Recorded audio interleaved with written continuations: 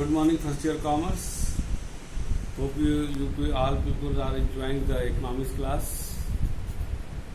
ये बहुत interesting class होगा बेटा, और इकोनॉमिक्स हमने बताया भी था play very significant role in your career planning. ठीक है, तो आप लोग इसको ठीक से पढ़िएगा. व्यूज अच्छा है, अब तक लग नहीं रहा है व्यूज अच्छा रहा है.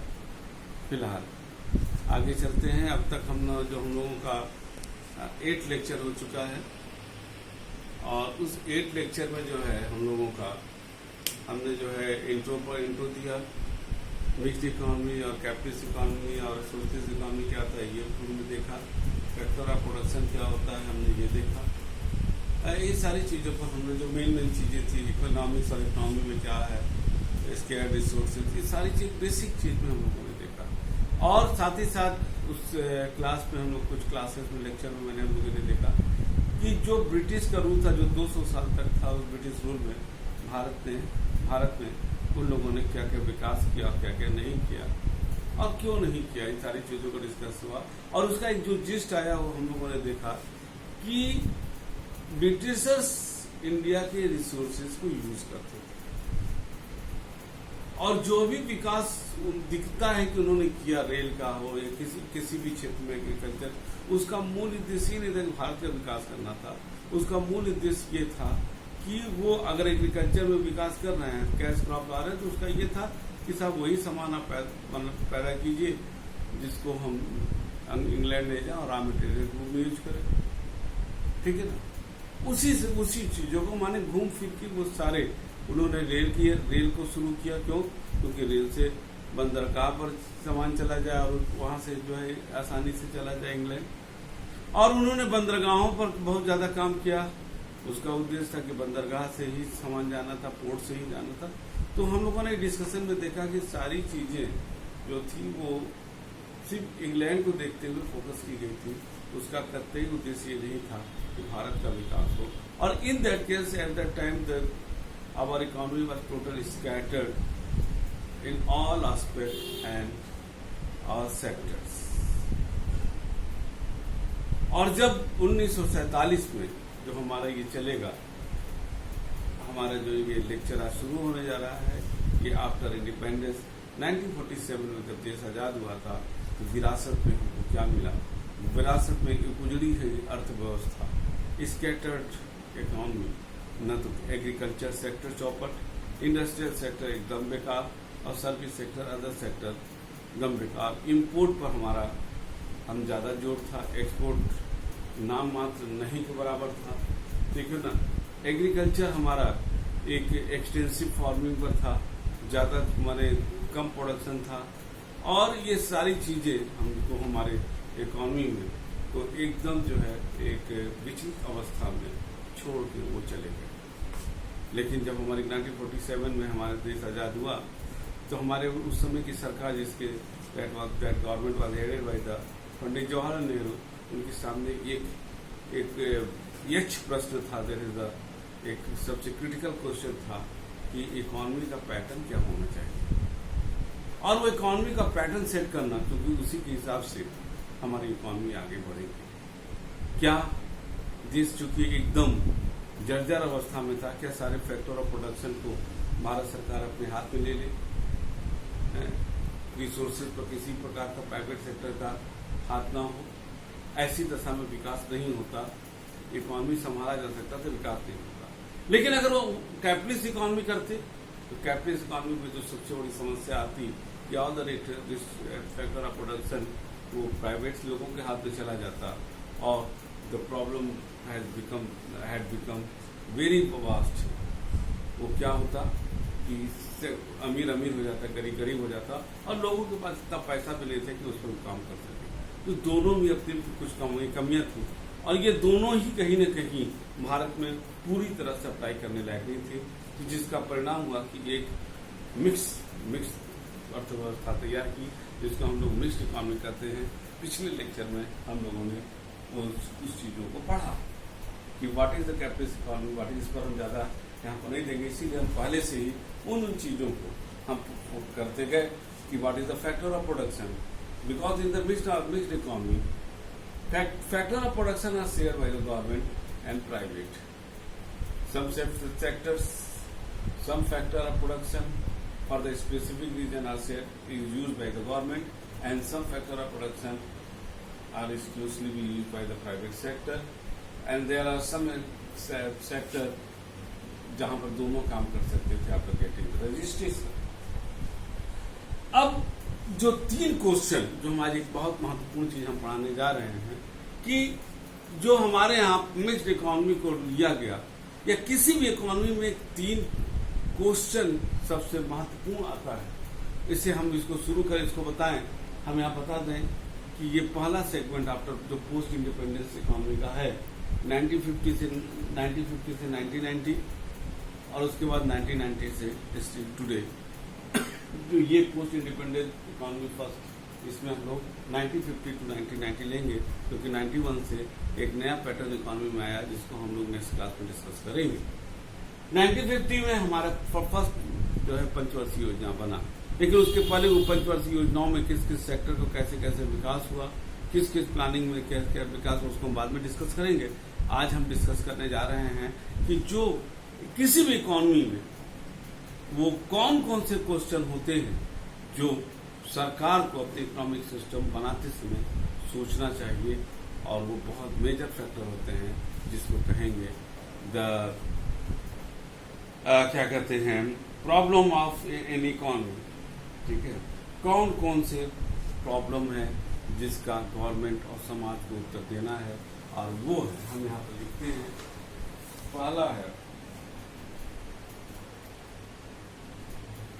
what to produce,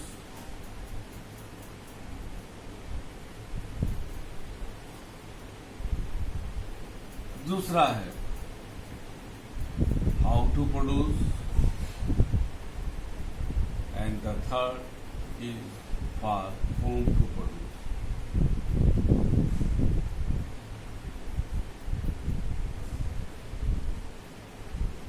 ये these 3 are the crucial question before any economy।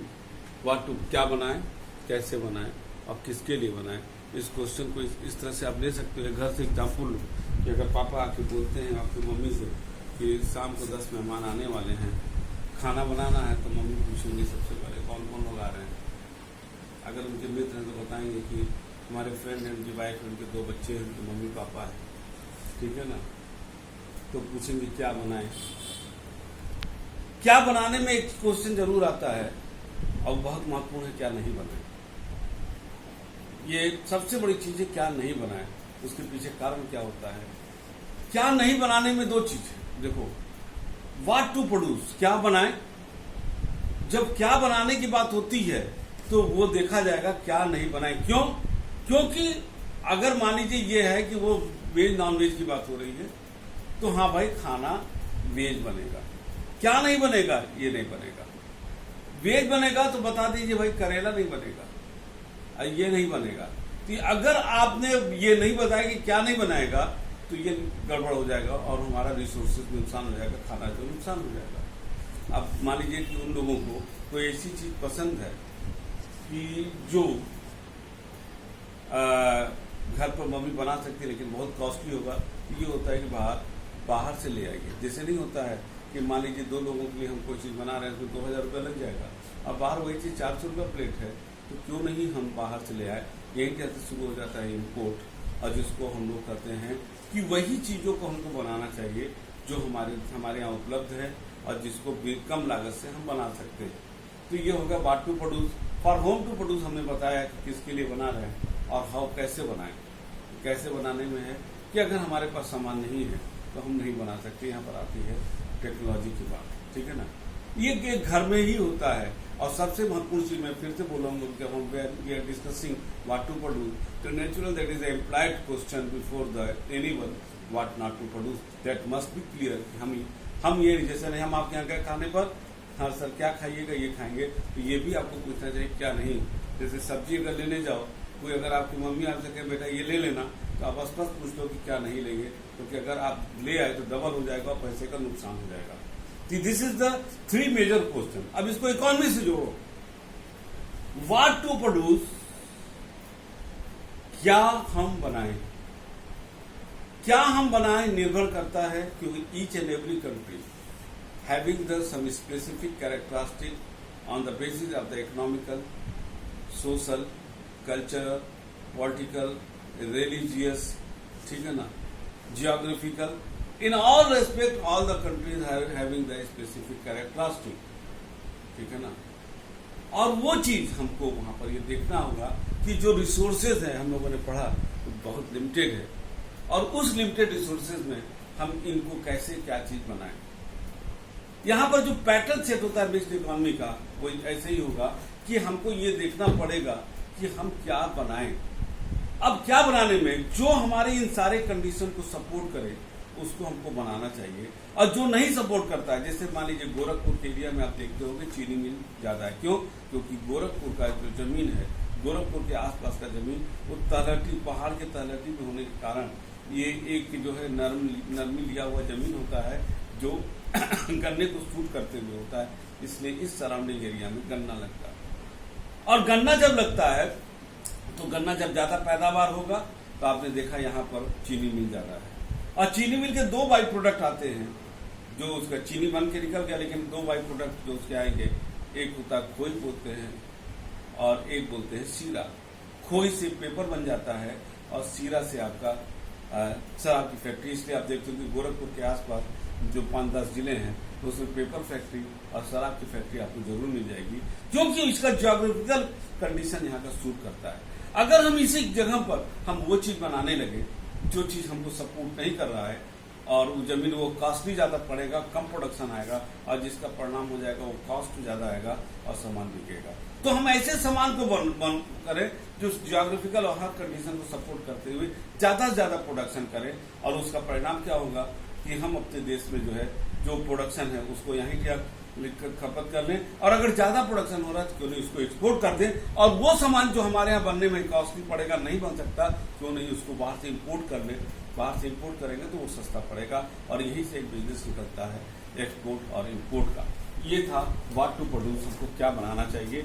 इसमें जो सबसे बड़ी चीज आती है, एक सब यूज करेंगे इकोनॉमिक्स का, that is opportunity cost. If we are sacrificing something what we will gain from the other, ठीक है ना। तो ये हमको होता है कि अगर हम ये चीज सेक्रीफाइस करेंगे, अगर हम 100 रुपया सेक्रीफाइस कर रहे हैं तो हमको क्या उससे ज्यादा मिल रहा है। तो यहाँ पर रिसोर्सेज की, अगर हम जो रिसोर्सेज सेक्रीफाइस कर रहे हैं, ऐसा ना हो कि हम रिसोर्सेज जितना सेक्रीफाइस कर रहे हैं उसके मुकाबले में हमको गेन कम हो रहा है। तो why we are wasting our resources, resources are limited and scarce, तो so we should use our resources in the effective manner, in the proportionate and coordinated manner, so the एक effective productivity we can achieve with the least cost। यदि कोई ऐसा हम सामान बनाने लगेंगे जिसमें कॉस्ट ज्यादा आएगा तो क्यों नहीं हम उसको जो है विदेश से मंगा लेते हैं, इंपोर्ट कर लेते हैं। ये था व्हाट टू प्रोड्यूस। अब में आते हैं हाउ टू प्रोड्यूस, कैसे बने। जिससे बना दीजिए कि इसको लिट्टी बनना है, क्या ओवन में बने, क्या गैस पे बने, माइक्रोवेव ओवन या गैस, या गोईठा पर बने। आपको ये देखना है कि मेरे पास क्या ओवन है, अगर नहीं है तो गोईठा पर आइए, और नहीं अगर गांव में है तो लेबर को बुलाइए। यह दो चीज निकल के आ रहा है हाउ टू प्रोड्यूस में।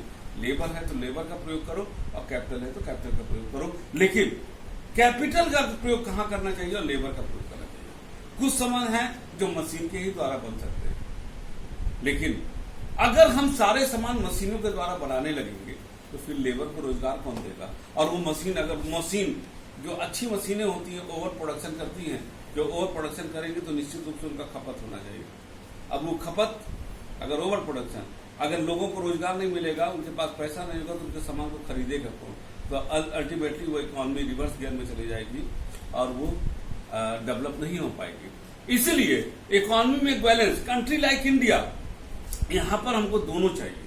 हमारे पास इतनी बड़ी आबादी है, उसको भी रोजगार चाहिए, इसलिए हमको ऐसे चीज उसमें जो कंसिडरेशन किया गया कि हमको ऐसी प्लानिंग चाहिए जिसमें हमको जो है लोगों को रोजगार दे सके, वो that is a labour intensive industry. इसीलिए जो महात्मा गांधी ने भी कहा था, महात्मा गांधी अर्थशास्त्री न होते हुए बहुत बड़े अर्थशास्त्री थे, उन्होंने कहा था देश की मूल समस्या कॉटेज इंडस्ट्री से ही दूर होगी, क्योंकि मैक्सिमम आबादी जिसके पास पूंजी नहीं है वो कम से कम लोकल रिसोर्सेज पर आधारित अपनी फैमिली के साथ वो कोई काम शुरू कर सकता है।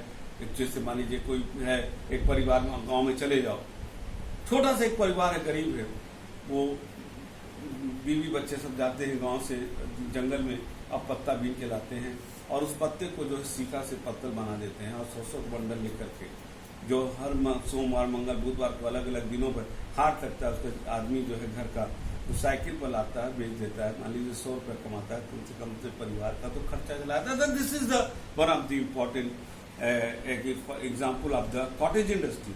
सो we should to remove the unemployment and poverty, the basic problem can be remove through the establishing the labor intensive industries, but only through the labor intensive industries we cannot get developed.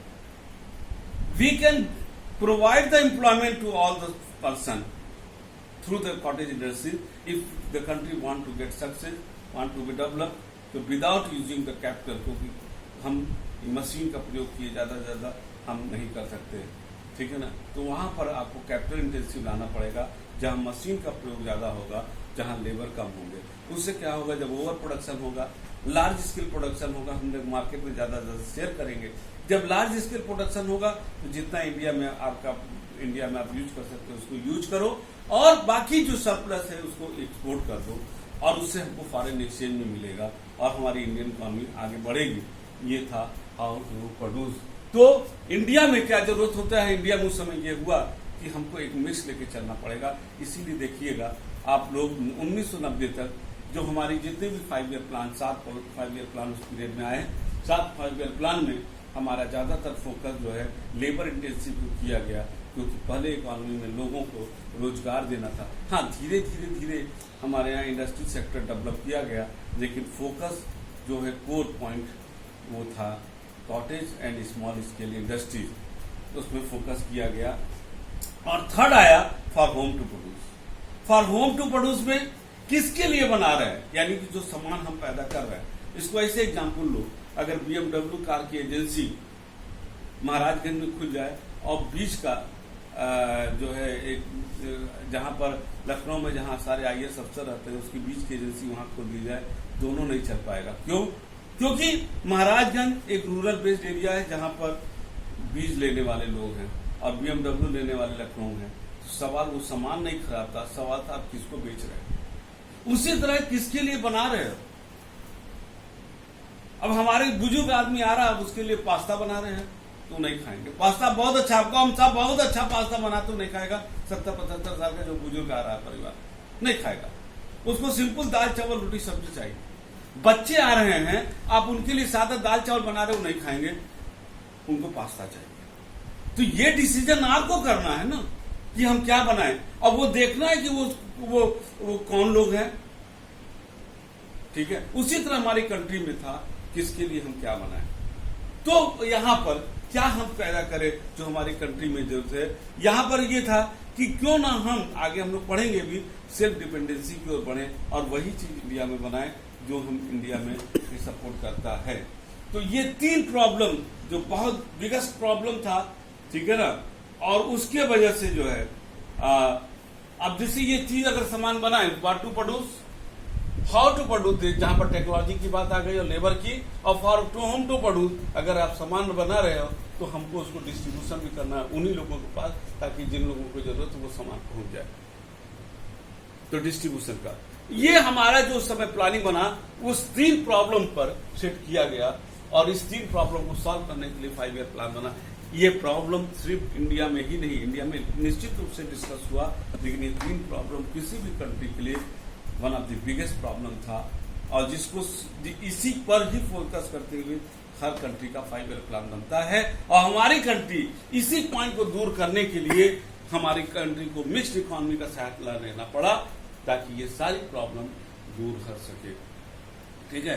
तो आपको ये class यहाँ पर समझ में आ गया होगा, ये what to produce, how to produce and for whom to produce. Next class में जो है हम आपको जो कोर पॉइंट था इसके अलावा कि कैसे कैसे हमारी इकोनॉमी 1950 से 97, 1950 इसलिए क्योंकि 5 year plan, first 5 year plan इसी में आया था। हम लोग वहां से देखेंगे वो कैसे कैसे हमारी इकोनॉमी 1950 से 1990 तक पहुंची, उसमें से किस किस सेक्टर का क्या योगदान गवर्नमेंट ने क्या क्या अप्रोच अपनाया, किस किस सेक्टर को फोकस किया उन पीरियड में, उस सेक्टर को हम लोग अगले क्लास में अध्ययन करेंगे। तब तक के लिए आप इसको पढ़िएगा, इसको समझिएगा। हमने आपसे बोला भी था कि आप सीबीएसई की किताब दोनों साल का ले लीजिए, क्योंकि स्टैट्स भी है, सांख्यिकी भी है। स्टैट्स कोशिश करेंगे क्योंकि वो न्यूमेरिकल होगा, पूरा मैथ होगा। उसको हम ऑनलाइन अभी नहीं दे रहे हैं इसलिए क्योंकि उसको ऑफलाइन जब क्लास में आएंगे, जिससे आपका अकाउंट से उसी तरह आपको न्यूमेरिकल उसको करना पड़ेगा, तो वो तो यहाँ देंगे। और उसको इसीलिए आप दोनों साल का किताब ले लीजिएगा, क्योंकि जो अब नया इकोनॉमिक्स का जो पैटर्न आया है उसमें जो है आपको कुछ फर्स्ट सेकेंड ईयर की चीजें फर्स्ट ईयर में है, फर्स्ट ईयर सेकेंड ईयर है, इसलिए आप खरीद जरूर लीजिएगा। और एनसीईआरटी की सारी बुक आप ले ही चुके होंगे, और इस प्रकार आप दोनों मिला के पढ़िएगा। और फिर जो क्वेश्चन सैटरडे को आएगा आप उसको हमसे पूछिएगा, हम उसका जवाब देंगे। तब तक के लिए, अगले क्लास तक के लिए good day and good bye.